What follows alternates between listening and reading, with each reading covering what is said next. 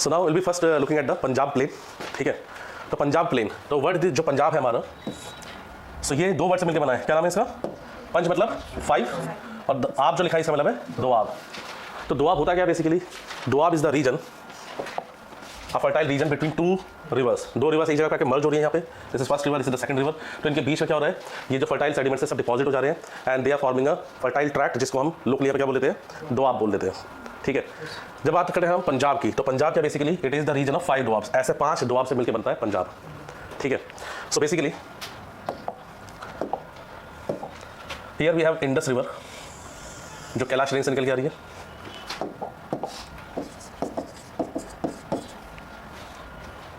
Here we have the Indus river जो Kailash range से निकल के आ रही है। Then this side we have Jhelum river which is a tributary of Chenab. फिर we have Ravi. So this is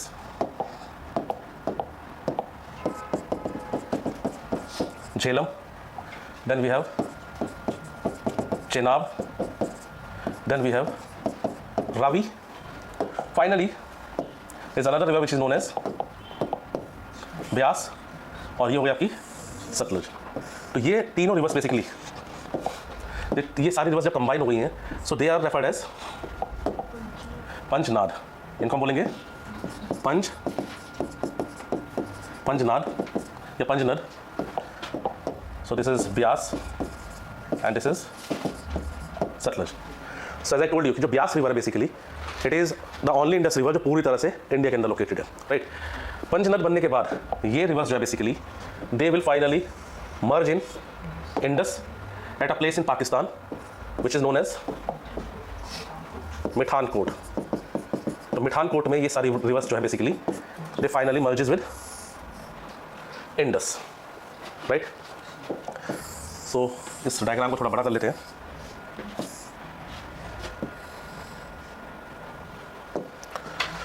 सबसे ऊपर आप देखोगे, so this side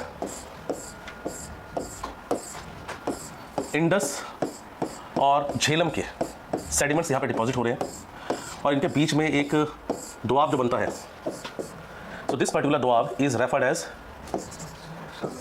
Sindh Sagar Doab. It is referred as Sindh Sagar Doab, ठीक है। ऐसे ही बिटवीन झेलम एंड चेनाब जो फर्टाइल दोआब बन रहा है that is referred as charge Doab, charge Doab. Similarly between Chenab and Ravi जो दोआब रीजन बन रहा है that is referred as Rachna Doab.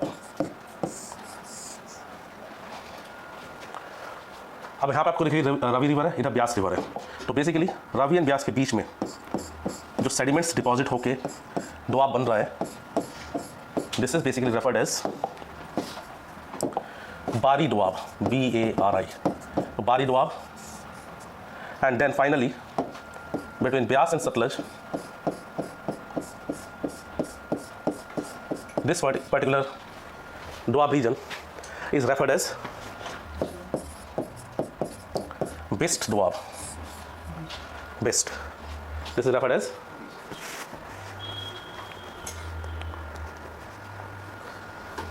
Bist Doab.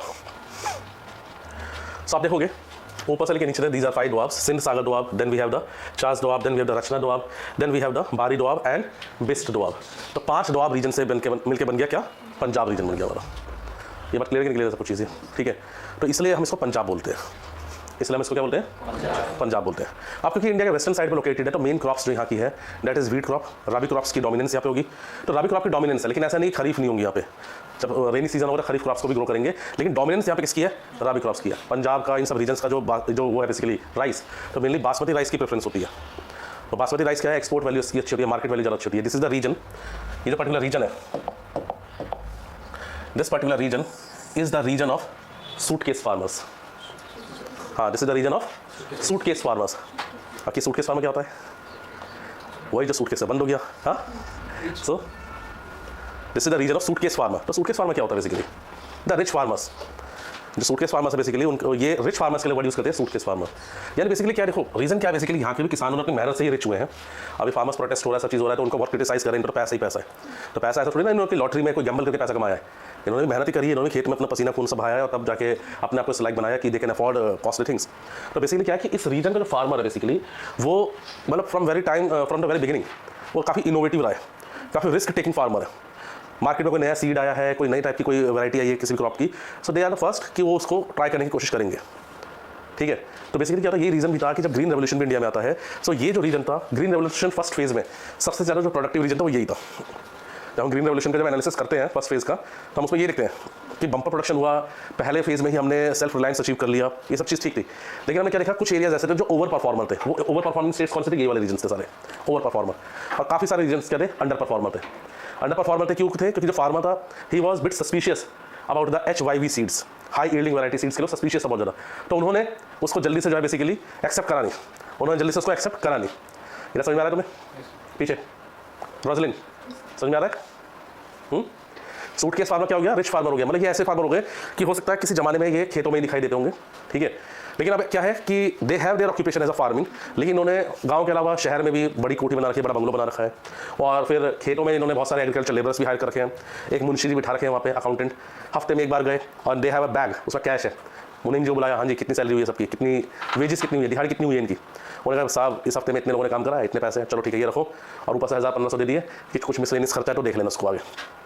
तो ये क्या होगा? सूटकेस फार्मर्स हो गए basically, right. So this is the region of suitcase farmers. और आप देखेंगे तो बेसिकली क्रॉप प्रोडक्शन के हिसाब से एक one of the major contributor है इन द एग्रीकल्चरल प्रोडक्शन। इस रीजन के बाद जो नेक्स्ट हमारा है that is the Haryana plain. लेकिन हरियाणा प्लेन में आपको बता दें वो क्या है? एक ट्रांजिशनल प्लेन है, ठीक है। हरियाणा प्लेन क्या बेसिकली? एक ट्रांजिशनल प्लेन है, राइट। इसके बाद आते हैं गंगा प्लेन पे। किस पे आएंगे? गंगा प्लेन पे। तो गंगा प्लेन किससे बना है? गंगा प्लेन कौन सी रिवर से बना है? ऑब्वियसली गंगा रिवर से बना है। क्या हो गया तो सोच रहे क्या बात है? तो गंगा प्लेन किससे बना है? गंगा रिवर सिस्टम से बना है, ठीक है। तो मैं भी कुछ क्वेश्चन भी पूछूंगा, तो जरा ध्यान रखना सारे के सारे कि जब पढ़ रहे हो तो पूरा ध्यान से इसको देख रहे हो। यहाँ पर अभी क्रॉस क्वेश्चनिंग का टाइम आने वाला है, बात समझ आ रही है सबको? नहीं आ रही है? सो बेसिकली देवप्रयाग से हम लेंगे गंगा को, क्योंकि उससे पहले भागीरथी, इधर से आ गई भागीरथी, इधर से आ गई अलकनंदा। तो भागीरथी और अलकनंदा ये दोनों मिलकर बनाती हैं गंगा रिवर। तो भागीरथी ये बी लिख दिया यहाँ पर, और यहाँ पे हो गई है Alaknanda, and they are meeting at a place which is known as Devprayag, D लिख दिया इसको, ठीक है। तो गंगा बेसिकली देवप्रयाग से इसको हम गंगा बोलते हैं। इधर इसी कुछ थोड़ी दूरी पे ही यहाँ पर एक ग्लेशियर है, एक ग्लेशियर है, उसका नाम है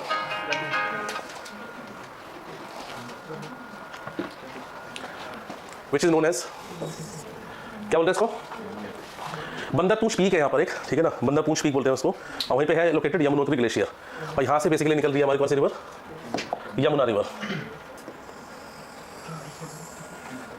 इधर से निकल रही है हमारी यमुना रिवर। देन थोड़ा आगे चलते हैं, कुमाऊं रीजन से रिवर आती है एक, this river is known as Ramganga river, this is known as Ramganga river. And जो बेसिकली यमुना है it is meeting Ganga at a place known as Prayagraj, जिसको पहले इलाहाबाद बोलते थे, ठीक है। तो प्रयागराज पे ये जो बेसिकली गंगा से जाके मिल रही है। अब इसके बाद जो है बेसिकली पीलीभीत में एक लेक है, उसका नाम है गोमट ताल, वहां से निकलती है river which is known as Gomti, and Gomti के बैंक पे ही लोकेटेड है यूपी की कैपिटल। क्या कैपिटल यूपी की? लखनऊ, ठीक है।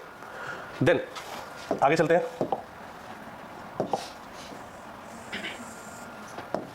आगे जाके इसमें और भी रिवर्स मर्ज होंगी, जैसे यहाँ से आ गई river Ghaghara, Gandak, Kosi, and then there is another river which is known as Mahananda. ये सब क्या है? इसकी ट्रिब्यूटरीज है। ट्रिब्यूटरीज यानी ये वो रिवर्स है जो अपना वाटर कंट्रीब्यूट करेगा किसी मेन रिवर में आके। And what is distributary? जब रिवर के माउथ पे रिवर जो है उसकी कई सारी ब्रांचेस निकल गई बेसिकली। तो ये क्या बेसिकली डिस्ट्रीब्यूटरीज हो गई। So which is the largest distributary of Ganga? Which is the largest distributary of Ganga river system? बताओ, which is the largest distributary of Ganga river system? क्या नाम है बताओ? हुगली। अब देखो यहाँ पे टेक्निकलिटी है, नहीं अभी मत लिखो इसको, सुन लो पहले बात को। व्हेन आई एम आस्किंग कि largest distributary of Ganga river system, तो गंगा इंडिया के अलावा बांग्लादेश में भी जा रही है आगे, ठीक है। और बांग्लादेश में इसकी एक डिस्ट्रीब्यूटरी है which is known as Madhumati. तो मधुमती जो है distributary, it is the largest distributary in the entire Ganga river system. अगर विद इन इंडिया का बात करोगे लार्जेस्ट डिस्ट्रीब्यूटरी, तो आंसर होगा आपका हुगली। ये बात समझ आ रही है? तो बेसिकली क्या होता है कि यूपीएससी में जब आप आंसर्स मतलब जब क्वेश्चन चेक कर रहे हो, बेसिकली जब स्टेटमेंट्स को पढ़ रहे हो, तो you have to search certain keywords, key point क्या वहाँ पर पता चला हुगली पढ़ के गए हुए थे और उसने गंगा रिवर सिस्टम पूछा है, तो टेक्निकली गंगा रिवर सिस्टम की बात कर रहे हैं तो Madhumati will be the answer. Within India का बात कर रहे हैं then answer will be Hooghly, ठीक है। वेल हम आगे बढ़ते हैं। इसके बाद चंबल रिवर है। चंबल रिवर की भी कुछ ट्रिब्यूटरीज हैं, जैसे कि इधर से आती है चंबल,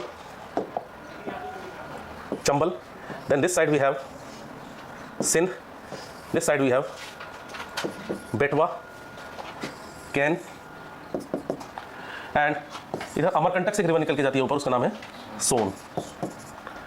तो ये एक रफ हम कह सकते हैं कि पूरे गंगा रिवर सिस्टम का एक मैप यहाँ पे हमने ट्राई किया है ड्रॉ करने के लिए।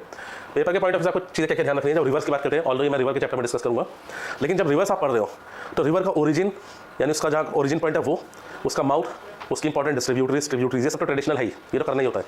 साथ के साथ और क्या करना होता है आज के प्रेजेंट कंटेक्स्ट में, क्योंकि this is one of the most dynamic area. UPSC जितना ज़्यादा एक्सपेरिमेंट इस चैप्टर से करता है शायद किसी दूसरे से करता होगा। जैसे रिवर के साथ ऐड कर देगा नेशनल पार्क, रिवर के साथ ऐड कर देगा वाइल्ड लाइफ सेंचुरी को ऐड कर देगा, कोई बाइस पर रिजर्व ऐड कर देगा, या फिर रिवर प्लस कोई फेमस प्लेस पेयर बना के दे देगा। गोमती रिवर सामने लिख देगा कानपुर, ठीक है, या गोमती रिवर सामने लिख देगा लखनऊ। ऐसे ही पूरे इंडिया की 3-4 रिवर्स और उनके सामने उनकी कैपिटल्स लिख दी कि कौन सी कैपिटल किस रिवर के किनारे पर लोकेटेड है। फॉर एग्जाम्पल हैदराबाद, तो हैदराबाद कौन सी रिवर के किनारे पर लोकेटेड है? हैदराबाद किस रिवर के किनारे पर लोकेटेड है बताओ?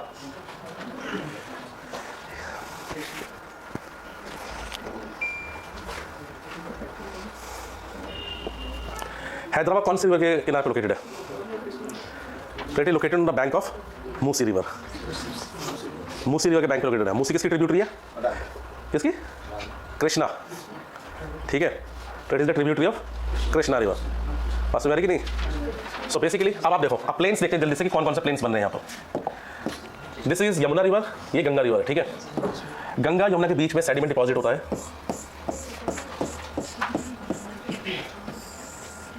गंगा और यमुना के बीच में सेडिमेंट डिपॉजिट होता है और यहाँ पे एक दोआब बन जाता है which is known as Ganga Yamuna doab. Ganga Yamuna doab. ऐसे ही ये वाला जो फर्टाइल रीजन है पूरा पूरा, इसको नाम दे दिया रोहिलखंड प्लेन। इसको नाम दे दिया रोहिलखंड प्लेन। इससे आगे चलेंगे this particular region, so this is basically referred as Awadh plain. इसको क्या बोलेंगे? अवध प्लेन। ये वाला Rohilkhand plain, this one is Awadh plain. और आगे आए this one is Mithila plain, Mithila plain. और ऐसे ही नीचे वाला जो रीजन है बेसिकली ये सब एरिया को नाम दे दिया Magadh plain. Magadh plain. Clear है सब कुछ चीज़ें? सो ये गंगा जो रिवर सिस्टम है पूरा, ठीक है ना, तो गंगा रिवर सिस्टम ने इसकी रिवर्स ने जो आपस में दोआब रीजन्स बनाए हैं वो मर्ज होकर पूरा ऐसे प्लेन बना रहे हैं। अब जो इतना पोर्शन होगा ये अपर गंगा प्लेन की कैटेगरी में आएगा। अपर गंगा प्लेन, यानी इधर आ गया आपका मिडिल गंगा प्लेन और इधर आ गया आपका lower Ganga plain. Cropping pattern की बात करेंगे क्योंकि प्लेन से क्रॉपिंग पैटर्न ही पढ़ोगे, ठीक है। जो फर्टाइल रीजन मेन रिसोर्स यही है।